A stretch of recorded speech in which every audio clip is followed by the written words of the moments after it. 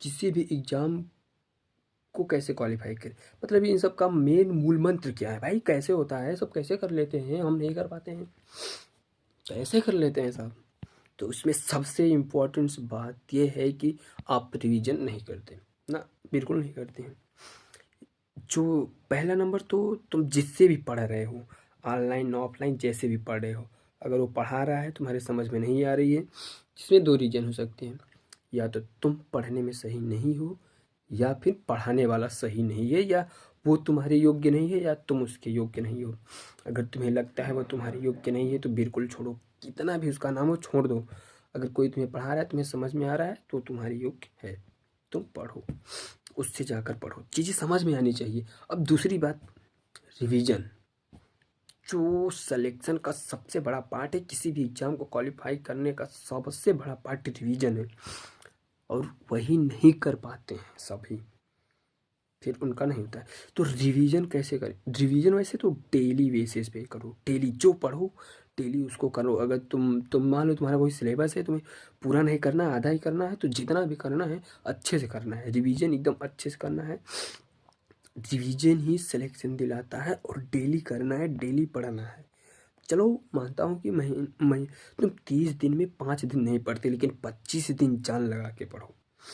तभी कुछ होगा, नहीं तो तुम किसी भी एग्ज़ाम को क्वालिफाई नहीं कर सकते हो, नहीं कर सकते हो, तो नहीं कर सकते हो भाई, नहीं होगा तुम्हारा, तुम्हारे बस की बात नहीं है, छोड़ दो, कुछ नहीं करोगे, जा कर के कहीं कंपनी में या फिर कहीं ऐसे नौकर वोकर बनो, वही नॉर्मल वाला, ठीक है, चलेगा तुम्हारे लिए, तो बुरा नहीं मानना। हकीकत यही है, दुनिया तुम्हें कुछ इधर उधर, कोई तुम्हें फालतू में नहीं देगा कुछ, ठीक है। तुम्हें कोई काम कराना चाहोगे तो तुम किसी को, अभी तुम घर ही वगैरह बनवा रहे हो, कुछ ऐसे नॉर्मली काम करवा रहे हो, तो तुम किसी को ऐसे फ्री में पैसा दोगे, नहीं दोगे ना, तुम चाहोगे उससे कितना काम लो तुम। वैसे प्राइवेट सेक्टर में तो बहुत ज़्यादा है, गवर्नमेंट में तो भाई तुम उतना लोड नहीं रहता, लेकिन तुम्हें पढ़ना तो पड़ेगा ना, बिना पढ़े नहीं होगा कुछ। तो अच्छे से मेहनत करो, और रिवीजन बहुत ज़रूरी है किसी भी एग्ज़ाम को क्वालिफाई करने के लिए। ज़्यादा टाइम नहीं देना सेल्फ स्टडी में, सिर्फ अगर तुम डेली 8 घंटे दे रहे हो, तुम डेली अगर 8 घंटे दे रहे हो, तो कोई भी एग्ज़ाम हो, ऐसा नहीं हो सकता कि तुम उसे क्वालिफाई ना कर सको। कोई भी, दुनिया का कोई भी एग्ज़ाम हो, अगर तुम डेली 8 घंटे दे रहे हो, बहुत ज़्यादा है 8 घंटे,